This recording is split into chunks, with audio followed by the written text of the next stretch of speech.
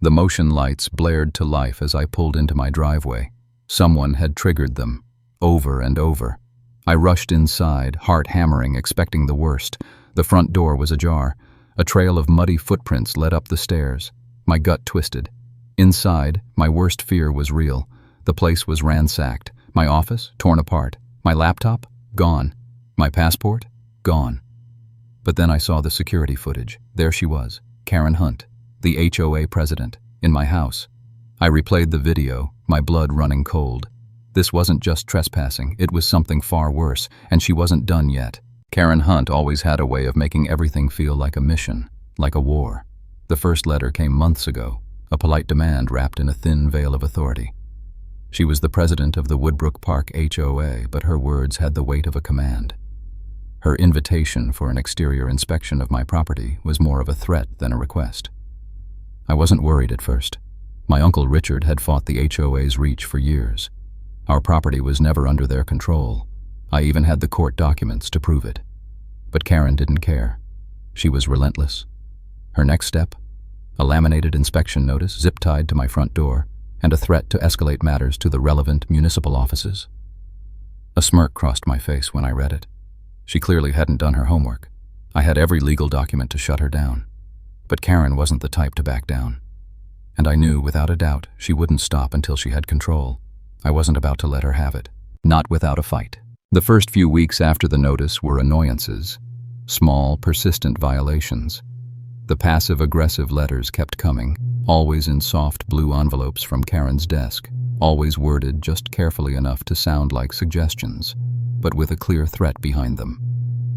"We recommend a voluntary inspection," she wrote, as if she had any right to inspect my home. And every letter was followed by a knock at the door, unanswered.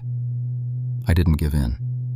Instead, I kept up my defenses, adding more cameras, tweaking the security system, making sure I was always one step ahead. But she wasn't done. No, Karen was patient. She knew how to play the long game. The emergency HOA board meeting was finally here. I'd spent the last few days preparing, going through every bit of evidence I had, making sure everything was in place. Tonight, Karen's empire would fall. I wasn't sure if I was more excited to watch her squirm or finally get my life back. I tuned in from my laptop, my hand clenched around a glass of whiskey as I watched the stream. Karen sat at the head of the table, looking every bit the part of a suburban dictator. The other members were there, but their attention was on her. She had the floor. "Yes, we entered the property," Karen started, her voice sharp, calm. "But we did so because the safety of the community is at stake. We had to ensure that the property was secure." She waved her hands in a dismissive gesture, as if the whole thing was a minor misunderstanding. A murmur swept through the room. Some of the board members exchanged uncomfortable looks, clearly questioning her explanation. One voice cut through the low chatter, a man in the back. "Karen, with all due respect, there was no vote. You acted on your own. This wasn't authorized by the board." The air seemed to shift. Karen's face flickered with irritation, but she quickly recovered, adjusting her scarf and sitting up straighter. "This was about protecting the integrity of our neighborhood," she said, almost pleading now. "We can't have people ignoring the rules. If we let it slide, what's next? Unlicensed short-term rentals? People parking boats in their driveways?" Her eyes darted around the room, looking for support. It was clear she was starting to lose them. The facade was cracking. I was ready. I hit the share green button, and there it was, the footage. The video from my security cameras showed Karen and her team walking into my home, opening drawers, rifling through my things like they had every right. Karen standing in my office, opening my laptop. I saw her smile, her smugness. The room went silent as the footage rolled. Karen's eyes widened in disbelief when she saw herself on the screen. But she didn't stop there. I'd saved the best for last. I brought up the documents, the emails, the memos, the forged meeting minutes Karen had been waving around as if they were gospel. I showed them exactly how she'd manipulated the board, how she'd fabricated meetings, how she'd tried to claim authority she didn't have. The 1993 court order that had invalidated the HOA's jurisdiction over my property, the lies she'd told, the evidence she'd twisted. The board members shifted in their seats, exchanging uneasy glances. Karen's face went from pale to red. She opened her mouth to speak, but the words wouldn't come. She could see the writing on the wall, and she knew there was no escaping it. Karen's desperation was palpable. She tried to regain control, tried to talk over the murmurs and whispers, but it was too late. The truth had already come out. The lies she'd spun, the power she'd abused, all of it was on full display for everyone to see. The board wasn't backing her up anymore. Her hands were trembling as she reached for her papers, but they slipped from her fingers and scattered across the table. She shot a look of pure fury at the camera, as if it were my fault this was happening. Her eyes locked onto the screen for a second, and I could see the defeat in her gaze. The vote came quickly, and it was unanimous. No one was siding with her. It was a matter of legal survival. The HOA could not stand behind her actions. She had broken the law, manipulated the system, and invaded my privacy without a shred of authority. Karen opened her mouth to argue, but no one was listening. Her voice cracked as she spoke, but the board was already turning against her. One by one, they broke their silence, agreeing that her actions were unacceptable. She wasn't going to get away with this. She stood up abruptly, knocking over her chair in the process. "This is a witch hunt," she screamed, her face flushed with rage. "You'll regret this." But no one flinched. They had seen enough. The damage had been done, and Karen Hunt's reign as HOA President had come to an end. She was defeated, not just by the board, but by her own arrogance and lies. The war was over, and I was on the winning side. One afternoon, weeks later, I came home from a work site to find something off. The air felt heavy, like someone had been standing too close for too long. Then I noticed it. The front door was ajar. The hair on the back of my neck stood up as I approached. I clicked on the live feed from my security cameras. There they were, Karen standing on my porch with a locksmith, clipboard in hand. A couple of people from the HOA shuffled behind her like soldiers, their badges gleaming in the sunlight. She didn't knock. She didn't call. She just let herself in. My blood boiled. I watched her walk through the door like she owned the place. They moved around like a well-rehearsed team, snapping photos, poking through my things. But it wasn't just a trespass. This was personal. I didn't think it could get worse, but it did. The next day, I pulled up the footage from the security camera that had been hidden in the flower box by the front door. I had to watch it again. There was Karen, smug as ever, now in my office. She flipped through my personal files, took pictures of my computer screen, opened drawers, and rifled through them like she was entitled to whatever she found. Then she did it. She walked up to my desk, opened my laptop, and clicked the keys. I watched it all, my stomach in knots. This was more than just an inspection. It was an invasion. But the worst part? She knew exactly what she was doing. That's when I noticed it. The orange laminated notice stuck to my fridge. Non-compliant property. Her words echoed in my mind. I could feel my blood pressure spike. How dare she? I couldn't sit on this anymore. I needed to call the cops. I needed to act. But when I arrived at the house later that evening, I saw the blue lights flashing in my driveway. 2 patrol cars parked outside. I didn't know what had happened, but I had a feeling. Sure enough, Karen was standing there, talking to the officers, as if she'd done nothing wrong. "She abandoned the property," Karen told them, voice too sweet, too practiced. "We're just ensuring the property is safe until we can evaluate it properly." I could hear Dora's voice over the camera feed. She was standing in her yard, phone out, filming. "This is private property," she shouted. "I know for a fact he didn't authorize this." The officers glanced at each other, nodded, and turned to Dora. But they didn't stop Karen. They didn't arrest anyone. They filed a report, and that was it.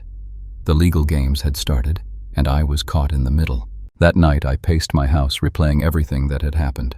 Karen's invasion, the police's inaction, the stolen documents, the way she casually ignored the law as if it didn't apply to her. But when I went to check on my security system, I found something that made my blood run cold. Someone had tampered with the cameras. The flower box camera was smashed, and then I noticed it. My fireproof safe was gone. I stood there, frozen, staring at the empty spot where it had been. They'd stolen it. They'd broken in, rifled through my personal things, and taken what was mine. It wasn't just trespassing anymore. It wasn't even just theft. It was war. I wasn't going to let this go. Not now. Not when Karen had crossed the line for the last time. It was over. The courtroom had spoken. Karen Hunt and the Woodbrook Park HOA were held accountable for everything they'd done to me, to my property, and to everyone they'd manipulated along the way. The victory was mine. But it was hard to process the weight of it all. My heart was still racing, but there was a strange kind of peace settling in. The first sign that things were truly changing came the day after the verdict. The board, broken and scattered, held an emergency meeting to discuss the fallout. But it wasn't just Karen who was left to pick up the pieces. There was talk of restructuring, of accountability. The whole HOA was forced to undergo a third-party audit. The members who had been too complacent with Karen's leadership had to answer for their blind loyalty. The neighbors reacted too. Some reached out to apologize for standing by while Karen had terrorized me. Others were too ashamed to even look me in the eye. But a few, like Jim Halford, offered me a hand of friendship. He'd been on Karen's side at first, but when the truth came out, he couldn't look the other way. "I believe in rules," he told me, "but not in extortion." He'd stood up, quietly and without fanfare, to expose Karen's lies, and for that, I respected him. As for me, I felt the weight of the battle lift. Dora, ever the loyal neighbor, sent me a text the day after the ruling. "The HOA's been changed for good. No more power trips. We'll rebuild this neighborhood right." That was Dora's way of telling me things were getting better. And in some strange, quiet way, I realized she was right. The fight had been ugly, but it had united us all. In the end, it was about more than just my house. It was about standing up to an institution that had become corrupt. The court didn't stop at the HOA. Karen was personally liable for her actions. The judge made it clear that the damages would be steep. She was ordered to pay $185,000 in restitution for the theft, emotional distress, and the damage done to my home. But that wasn't the worst of it. Karen's actions were far more than just a violation of property rights. She had lied, forged documents, and violated the privacy of multiple homeowners. The district attorney's office launched its own investigation into her criminal activity. While the formal charges hadn't been filed yet, the wheels were in motion. Karen wasn't getting out of this unscathed. Her career as the HOA president was over. She resigned quietly, citing health reasons. But there was no mistaking what had really happened. Karen Hunt had been stripped of her power and exposed for the fraud she was. And the news spread quickly. Residents who had once been too afraid to challenge her power began speaking out. Some even mentioned that her house had gone up for sale below market value. Word traveled fast in neighborhoods like ours. Karen's fate had been sealed, but it wasn't just her that was facing the consequences. The entire HOA was being forced to rethink how it operated. The old board was dismantled, and a new, more transparent one was put in place. Dora, of course, ran for the open seat and won by a landslide.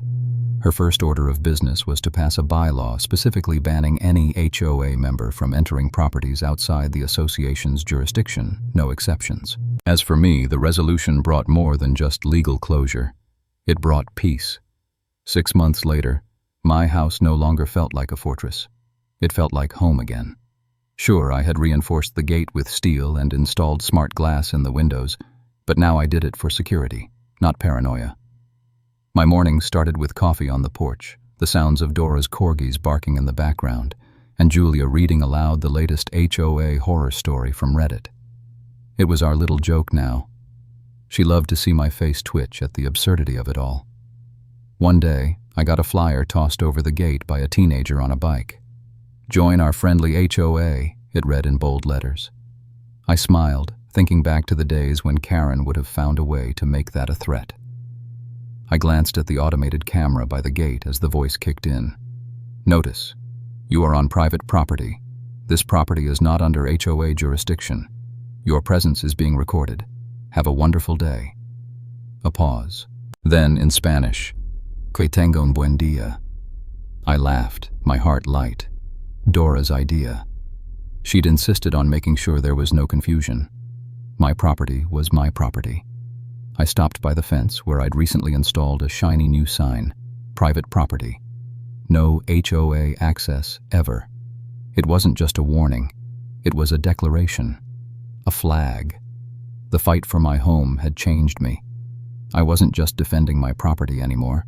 I was defending the idea that no one, no matter their title or power, had the right to take what wasn't theirs. And as I stood there, I knew Karen, wherever she was, wouldn't dare try this again. Not after everything that had come crashing down. My house, my peace, my legacy, they were safe again.